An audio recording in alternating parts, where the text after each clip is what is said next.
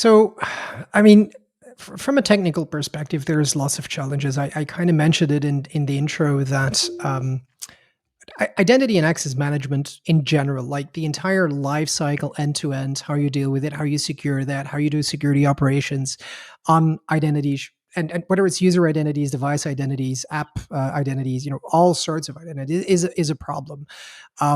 I see challenges, understanding or navigating the complexities of the cloud, even though it's supposed to be easier than on premises. The hybrid stuff, kind of bringing that together and just managing the breadth. And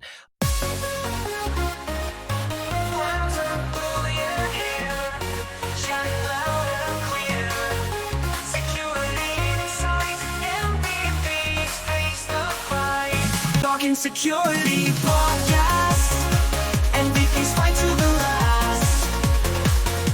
Inside and the know-how, we take the challenge now. Welcome back to the Talking Security, your trusted podcast for insights on the ever-evolving world of cybersecurity. My name is Frans Oudener, and I'm joined by my co-host, Pujan Gawazi. And together, we're proud to present another episode in Season 2 of our MVP Security Insights. This season, we're taking a deeper dive into security, delivering expert perspectives, practical guidance, strategic conversations to help you navigate today's dynamic threat landscape with confidence. That's correct, Frans. And today we are joined by a truly distinguished guest, Michael van Horenbeeck. With 14 consecutive years as a Microsoft MVP, Michael is a respected voice in the security community. His expertise spans identity, compliance, and cloud security, with a strong focus on helping highly regulated industries implement zero trust aligned strategies using Microsoft technologies.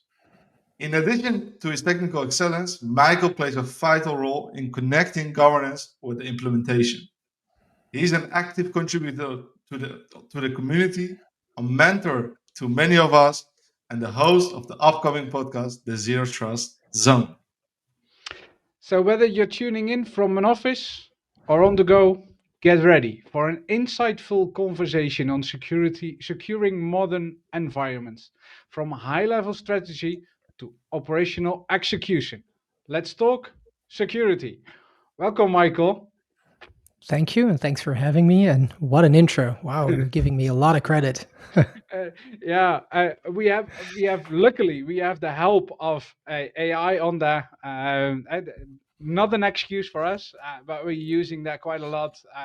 So we have later on an AI question for you as well. So we will dive into to that as well.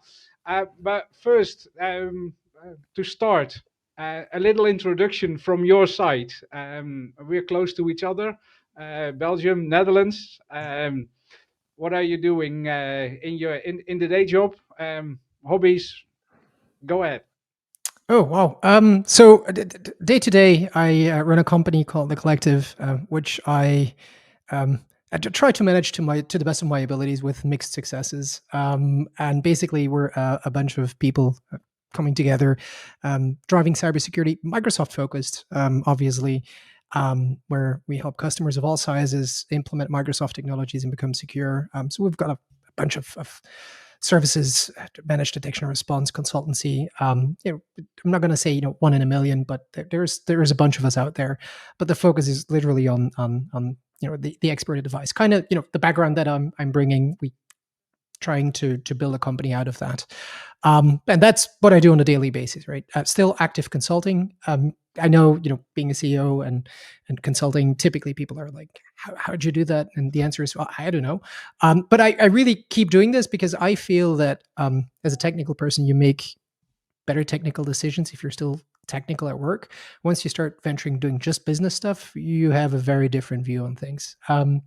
So that's for work. But the very little private time I still have left, what do I do? Stuff that people do, like eat, drink, sleep. Try to sport once in a while. Like I used to be quite sportive, but not that much anymore, just due to a lack of time.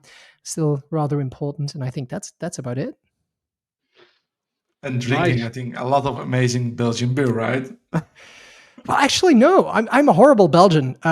So I only. Oh man, I'm gonna sound so like so how should I say this, like bad Belgian. I don't like beer at all. Like I Oh, don't drink pills. I don't drink any of the we will sorts. censor that The part for you out. I, Beep. the only beep. The only beer I drink is Trappist beer. Just because they're a little bit more sweet. Like I'm more into sweet drinks. But yeah, so once in a while I'll get one of those. But I'm more into wine, to be fair. That's my Awesome. French heritage. So Mm. Amazing. Yeah, that's terrible. So we can't invite you for having a good beer dinner, so to say. No. uh, yeah, what can I say, right? Yeah. But yeah. No, I don't say anything more on that topic. Um, to continue a bit, Michael, you've been a Microsoft MVP for already 14 years long. An incredible achievement, if you ask me. Can you share a bit about the journey and how you first got involved within Microsoft security related to that? So I've been in the program for a long time, and I started out as an Exchange MVP. Right, I used to work a lot with Exchange, and as was the case with a lot of the Exchange folks, our background was Active Directory, and we were heavily intertwined with Active Directory. So I did both AD and Exchange, and AD from an identity perspective, obviously, is more security related. And I got into cloud early on. Like I migrated tons of folks to BPOS, then to Office 365, and at some point I started realizing, it's not an end station, but I think I've seen it all. Right, Exchange has become commodity, so I went looking for a new challenge, and that challenge back then was cybersecurity, but more specifically Microsoft. So yes, I focused about almost 10 years ago, a little, yeah, 8 to 10 years ago, I started focusing on Microsoft security, which back then everyone thought I was crazy. Like I was talking about Defender, and everyone was like, "Is that even a thing?" So really rough times back then. But obviously, we had Defender for Office 365, still called EOP, Exchange Online Protection, back then. So it was a very different world. But because of that, I started early on, and kind of grew with the Microsoft ecosystem to what it is today. So yeah, that fortunate decision at the fortunate time, I guess. Hmm. Amazing. It's a nice background and a mix of environments as you described. Because we asked you a lot of questions before this episode, and you also identified that your main focus is currently at the identity, cloud security, and compliancy part. Mhm. And what led you to focus on those particular areas when it comes to Microsoft security and not DevSecOps or other criteria? Is that Well, a good question. So that you can do it all, right? You have Mhm. to. Well, you don't have to. You can go really, broad, but I like to keep a certain focus, a certain depth. And coming from an identity background, I've always been because of Exchange, an identity guy as well. I've always had a keen interest. So everything that's Entra related or anything around access controls and governance around that part is something that is dear to my heart. So that kind of explains the identity piece. Governance for identity, obviously, it's something that's really important. It is really security, in my opinion, but at the maturity globally on governance for identities is still very low. The traditional in AD was just the same thing, and we see the same challenges and issues rise in Entra ID. Plus, we have the additional complexity of app registrations and all the good stuff that is there.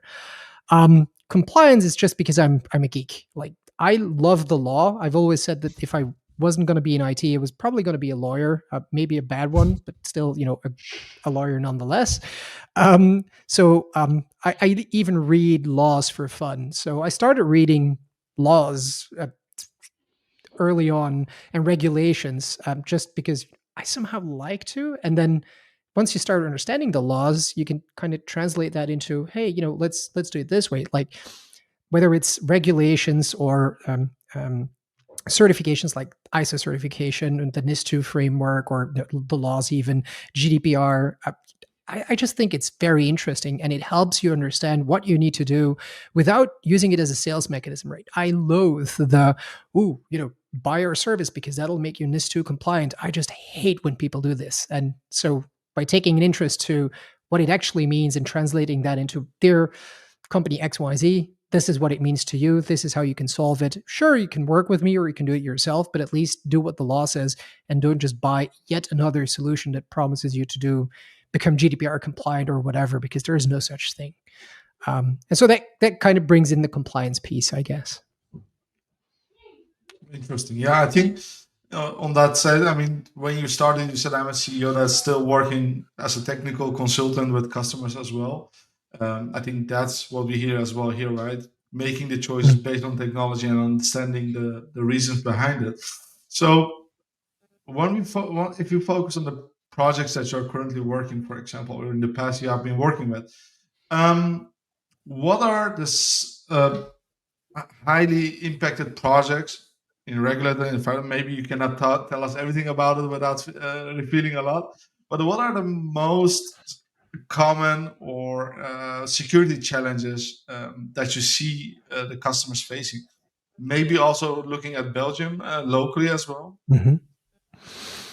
So, I mean, from a technical perspective, there's lots of challenges. I kind of mentioned it in the intro that identity and access management in general, like the entire life cycle end to end, how you deal with it, how you secure that, how you do security operations on identities, and whether it's user identities, device identities, app identities, all sorts of identities is a problem. I see challenges, understanding or navigating the complexities of the cloud, even though it's supposed to be easier than on premises. The hybrid stuff, kind of bringing that together and just managing the breadth. And a lot of the projects I consult on is more, trying to explain to them, this is how you can do this is how you can do that, and also look forward. Like you briefly mentioned it, and this is by no means to put it forward here, but the first episode of the podcast that I'm doing is around verified ID, like decentralized identities. And for a lot of people, that's we're not going to even talk about decentralized identities for the next couple of years. Yet I think it's really important that we already start talking about it from a legislative perspective. Like in Europe, all of us are going to be doing digital identities as of 2026. There's a European law, UDI, that actually says, hey, you need to have a wallet, dear country in Europe. And so we're going to see an upkeep. And I love the fact that Microsoft has already had a solution there. So we're having conversations, not really project around that at this time. And then that related to NIS2 is a hot topic right now. But what does it mean? Like, how do you as an organization govern security, both operationally from a legal framework or a compliance framework, but also, technology wise? Like, there's so much out there. How do you bring everything together? Like earlier this week, there was a thread on LinkedIn. A good friend of mine, Nicholas Blank, kind of made a statement about, zero trust is also about making sure that everything works together. And I jumped in and I'm like, yeah, exactly. A lot of customers I work with, they have solution A on the network and solution B on the endpoint and solution C on the cloud or potentially multi-cloud. And then they expect to automatically have everything work together, create a zero trust approach. That's just not how the world works, right? And that's where a lot of these organizations need help to kind of figure out how do we, make that work together. Talking about challenges, I already mentioned GDPR, ISO in the previous question. Looking at regulations like local, regional, local, NIS2, in the Netherlands, it's a big thing, so to say. But also ISO, what is it? 20, the big one. ISA regulations. How do that shape your work? Do you see organizations struggling to align governance with technical execution? Oh yeah, absolutely. There is, in my opinion, like who am I, right? It's just my view of the world. People are I was going to say oversimplifying, but they're making things overly complex. Like when you take a look at the ISO 27001 framework, it's actually simple. It boils down to the mantra: say what you do and do as you say. So you document the controls you have and you make sure that whatever you've documented is actually there. And then as part of the audit process, you just have to prove that it's there. Now, Mm. ISO 27001 has a bunch of guidelines in what you should do, but what you should do depends on, that big thing called a statement of applicability that says, yes, this is relevant to my organization and so forth and so on. And for some reason, organizations start making this behemoth of a control framework out of this. And I'm like, wow, what are you trying to do? Like, keep it simple, right? And boil it down to the essence of what it is. It is just a control framework trying to make sure that you do the right things and that you know what you're doing and why you're doing it. Like I've had conversations with customers on ISO. They started their own journey and they started working on ISO, and they just take the ISO 27002 guidelines, which is basically I'm not going to say an addendum to the O1, but it tells you this is all you need to do, and they start working on that. And I'm like, why? Why would you take this ugly document that tells you a million and one things but doesn't tell you anything? Just take a step back and just start assessing, what am I dealing with? What are my risks? This risk-based approach is something that you need in NIS2, that you need in ISO, basically in every control framework. And if you want to do security right, you have to know why you're doing stuff. Like implementing things just because you can is rarely a good idea, right? When I talk to folks, I'm like, okay, why did you choose Defender or Carbon Black? Or I don't care. Why did we need an EDR? Sure, I agree that you can't live without, but why did you choose it? Like, what risks are you solving with this problem? And more importantly, what risks are you not solving? Like, what's your residual risk? What else do you need to do? And what organizations need to understand is, what's relevant to you isn't necessarily relevant to someone else.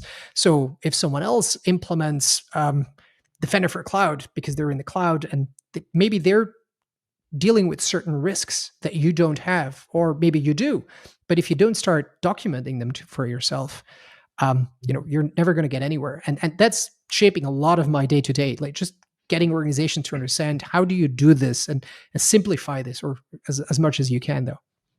No.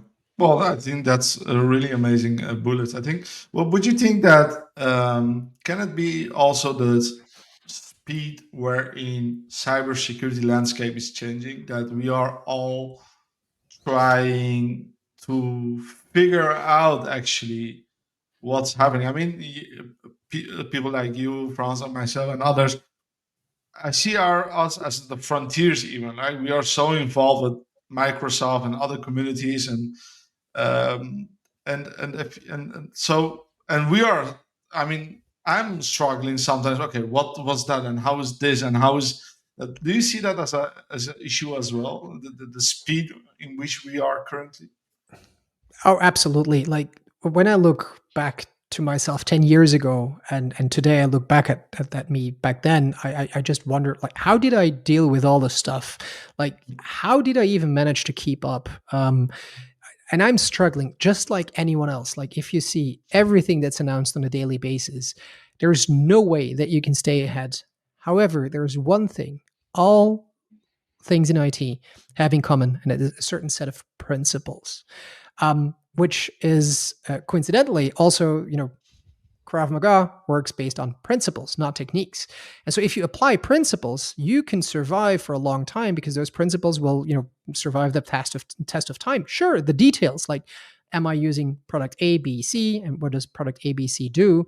But in the end, they always come back into, that the risk approach, or the same set of principles or areas that you cover.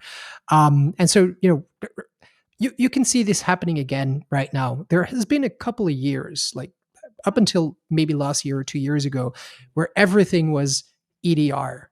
EDR is important. EDR is this, like have a good EDR. And you had this fierce competition between Defender and CrowdStrike, and you still have that, but you see that the industry is shifting towards there is a new big thing like AI security. Everyone focuses on that. Doesn't change the fact that the principle of you have to do something with your endpoints is important. How you do it kind of changes based on the landscape and the risks that we're dealing with. So, what I'm trying to get to is that let's not focus on what's available in technology today, and let's not try to understand everything that's coming at us because you'll never keep up. And let's just focus at the principles, look at what you can use for those principles today, and then you move forward to other new areas. Because even though the technology that we're dealing with, AI, is new and the risks are perceived new, when you kind of distill down the types of risks and what they mean and how they do, the principles are still the same. Sure, what they look like is different and how you secure them is different, but it's the same thing over and over It's again. still about data, right? Exactly. Well, It's, when it comes to AI, it's the data, for example. So yeah, I mean, agree. Learn the why, not the how, because if you learn the why, then you can apply that how. So Yep. with this experience, Michael, definitely, I think over the globe, Europe.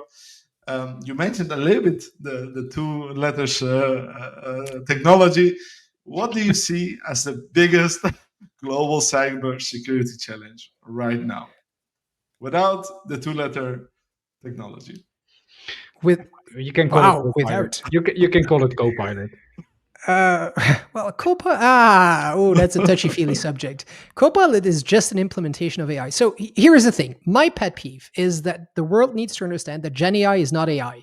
It is part of AI. It's an AI, but you've got other AI systems, specialist systems, ML. I mean, there's various types of AI. So when we speak of the two-letter word that we shouldn't speak of, kind of Voldemort-like, that it is. I mean, there's more than Gen AI, right? I just hate the fact that everyone talks about AI and they mean Gen AI. So it ran off.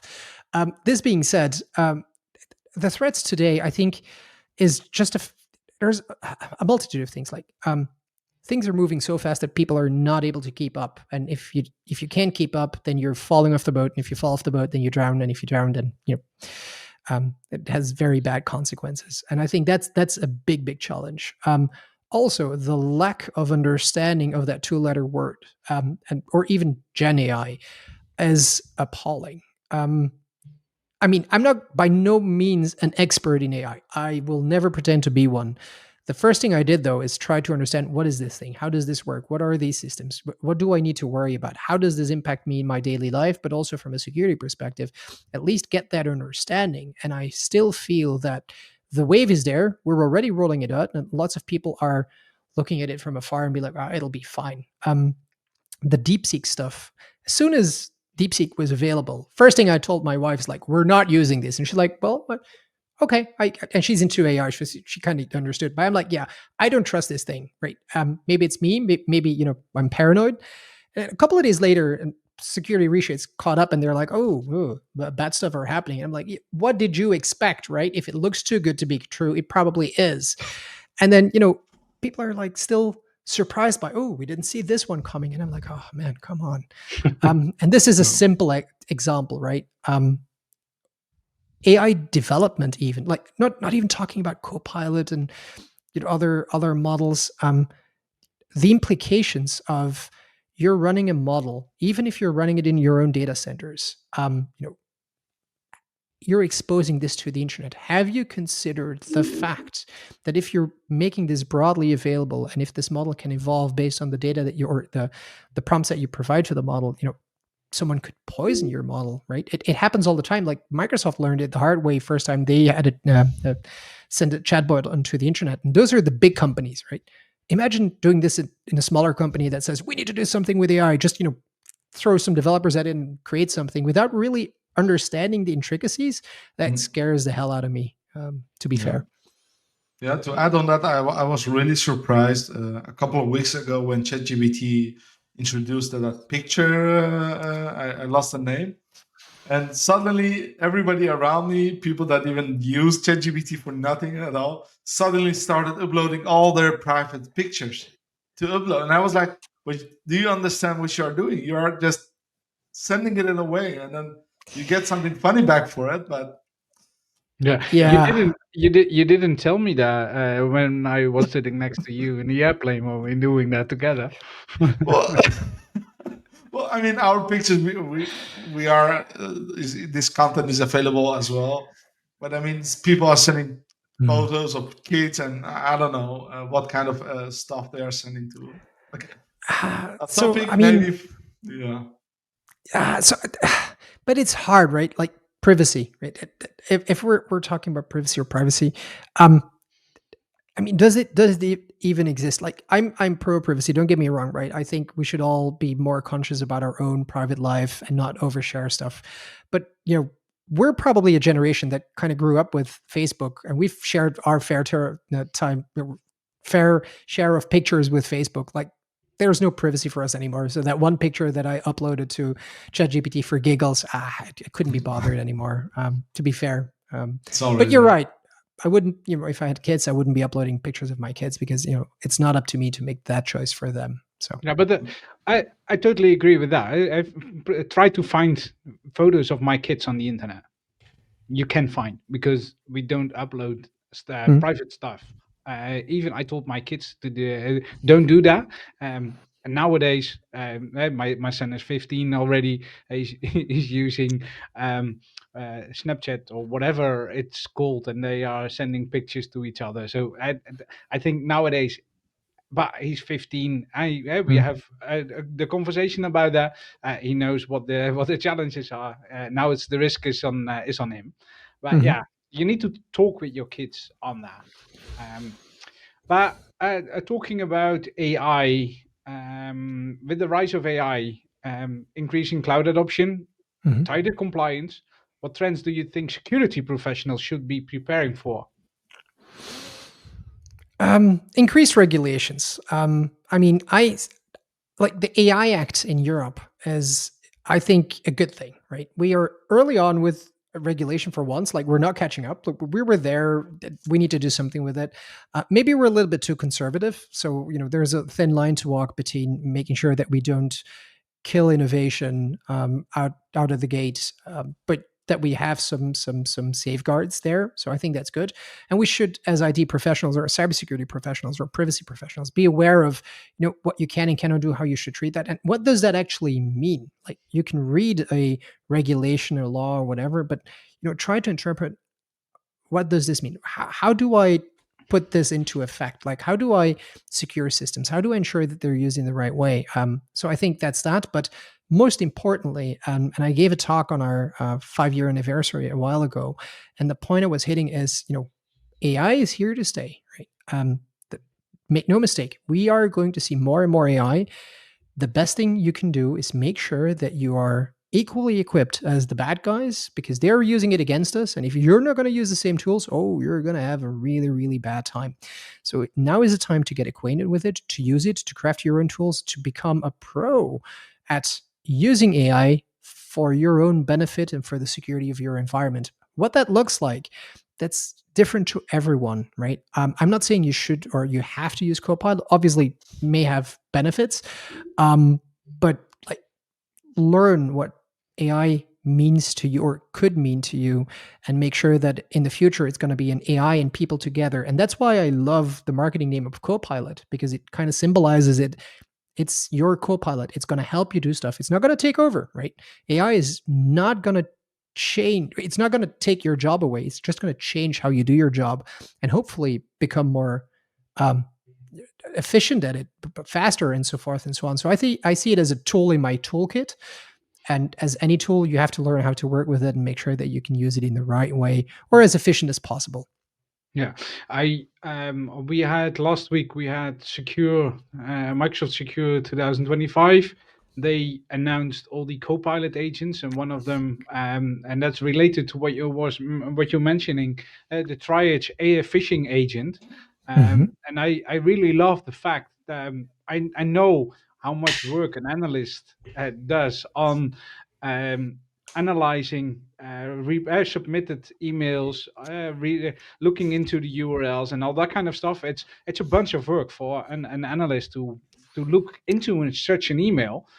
And if that agent can do that for you, and maybe 80%, then you have the ability to use that time for other purposes. And it does not remove the job, but it helps to make it a bit more functional, in my opinion. So I agree. However, I'm probably not going to be renewed when I say this out loud, but I mean, it's not a new trick. Like Oh no. AI for phishing analysis has been done for a year or two already, right?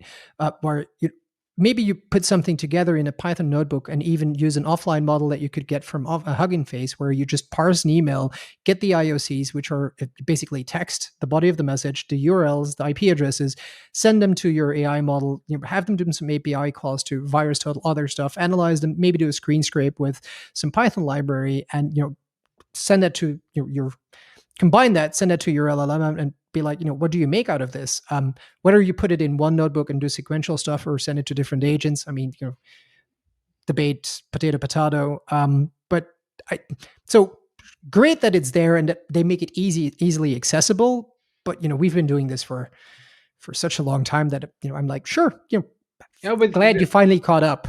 I totally agree with you. We created our own notebooks and that kind of stuff to automate stuff. But if it's broader in the ecosystem, I think it doesn't rely on specialists that created their own stuff, but it's broader for the whole ecosystem, Yep. and that helps in that way. Absolutely agree. And, the CoPilot and other solutions that use AI, we're still in the very, very early stages. I am very keen to see how they're going to evolve in the future and how they're going to reshape how we do um, security operations, how we do detection and response, how we move faster. Like, I think, so attack disruption, for instance, right? Yep. How MDE, attack disruption, probably uses all sorts of AI in the back, but that just shows you how efficient AI could be just in helping you become more secure. And that just, gets your blood pumping, because that just makes you happy. As if you see it in action, you're like, wow, we could have never have done that at the speed that it does. So absolutely agree. But then we talking about the attack disruption. There is a lot to do with adoption. I had a conversation a few weeks ago with a larger enterprise talking about attack disruption.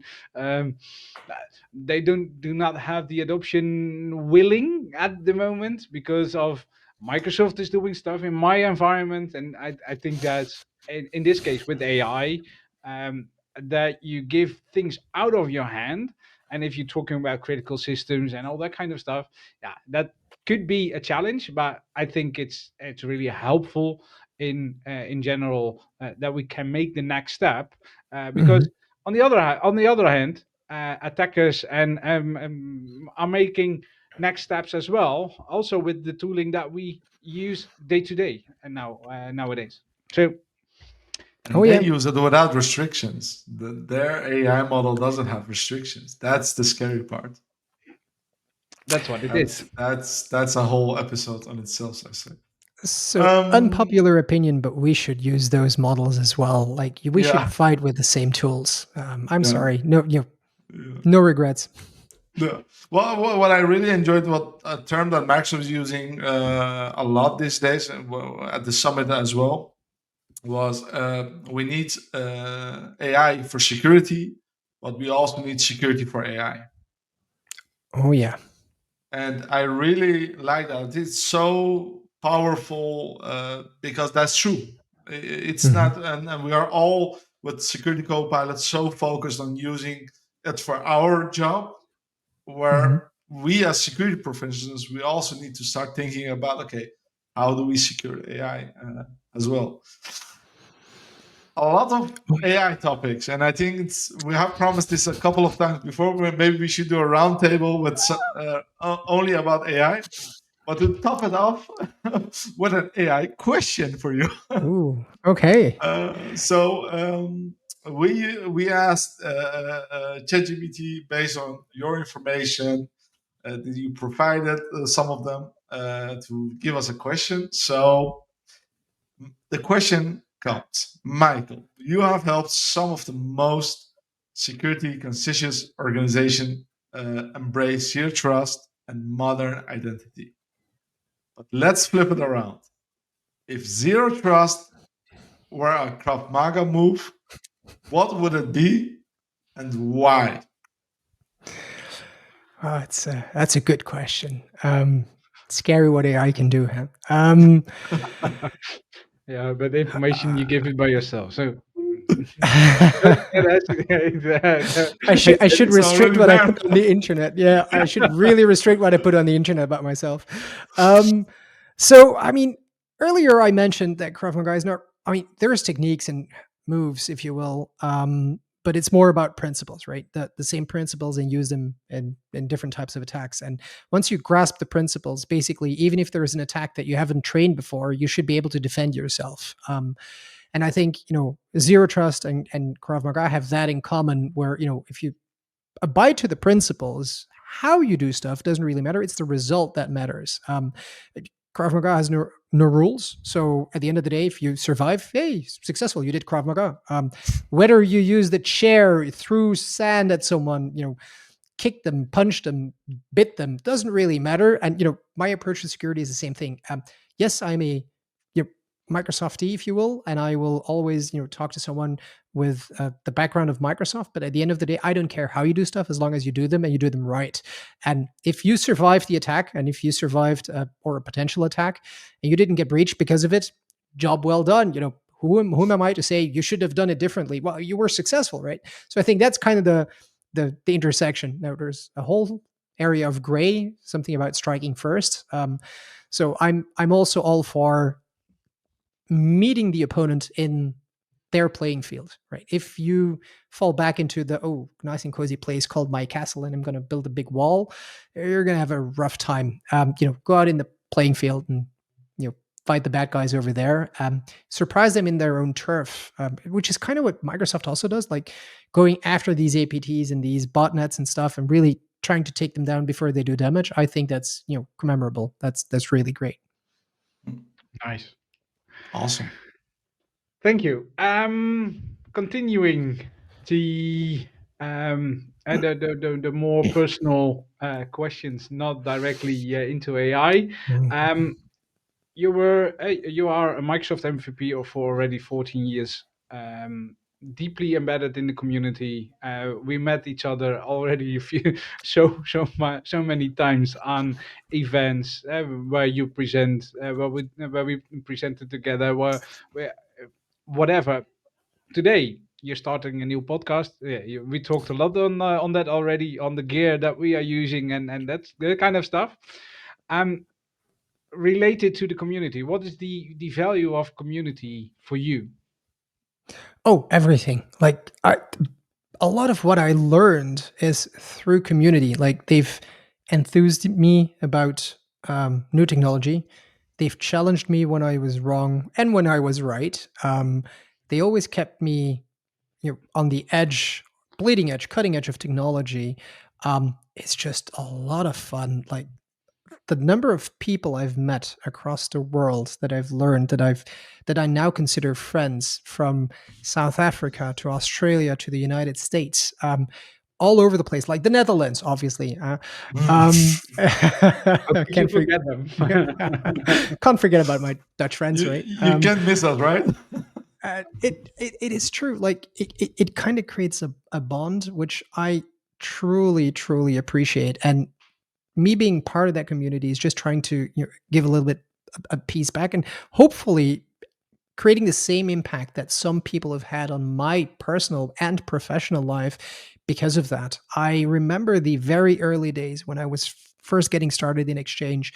I was big into experts exchange, trying to learn from some folks. There were people on there that I'm like, wow, if they never had given their answers, shared their expertise, I would not be where I am today. And then by just trying to do the same, whether it's speaking in a conference, joining a podcast, sharing my opinion, my views, my things I've learned in the 20 plus years that I'm already working, it can just help someone be like, wow, I learned something and I'm going to use that in my job. That's just crazy. And that's what I'm after, really. Awesome. Looking at the time as well. We have a few questions left still. It's always the same with this kind of conversations. It's too good. It's too good. Preparing so much questions, and then like we did in this conversation, moving into AI security, and then pops up other questions that we didn't prepare. But yeah, that's good. More. Oh no, oh no, Puyan, you will do the last question. No, you can take it as well, Frans. Go ahead. The energy. Well, my question, the last one would be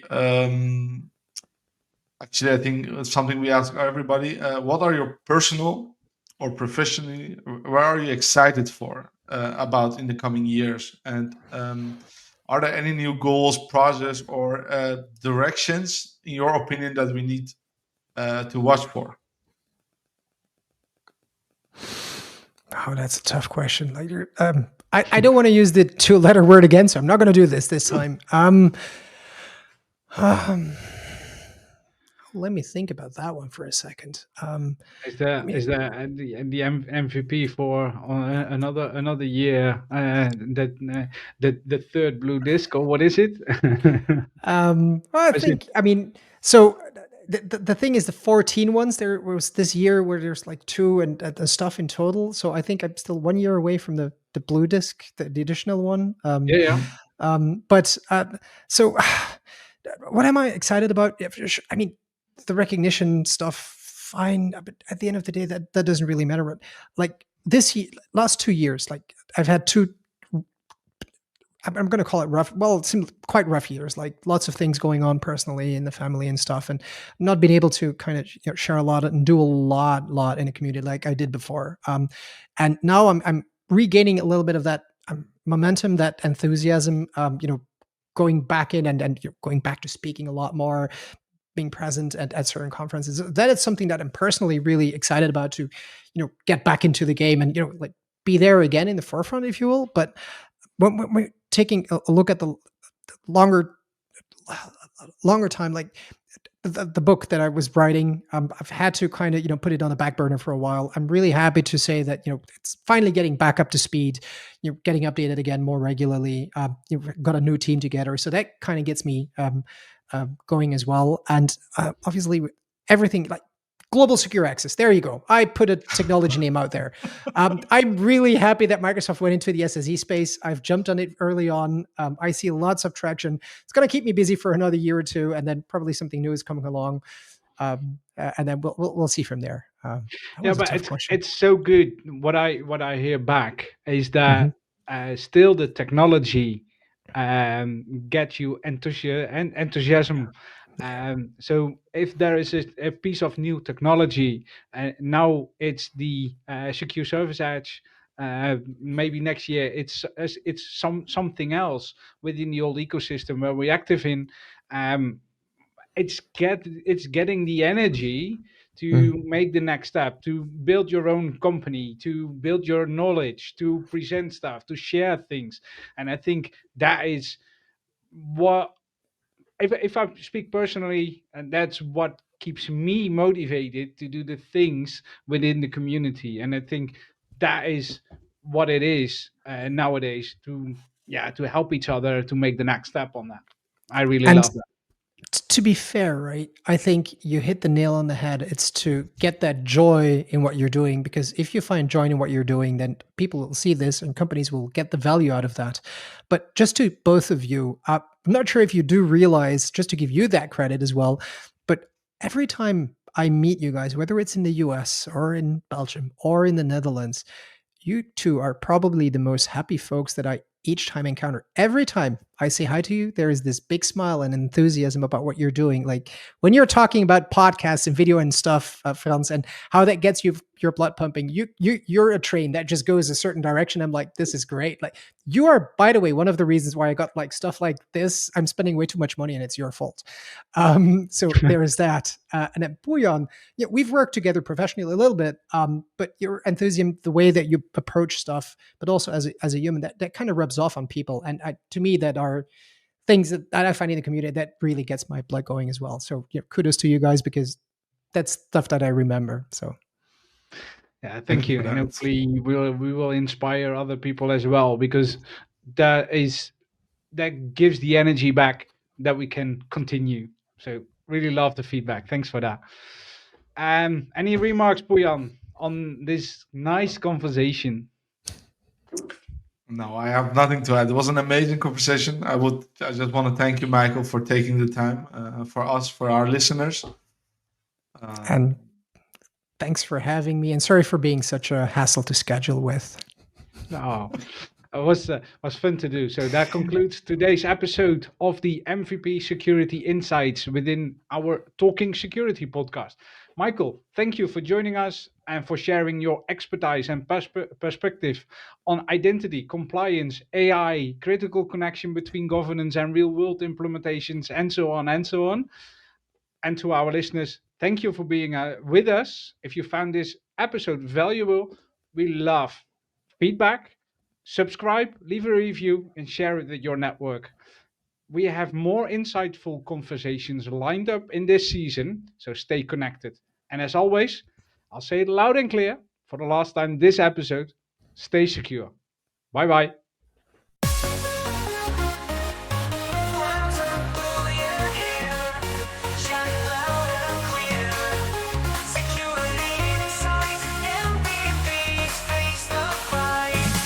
Security.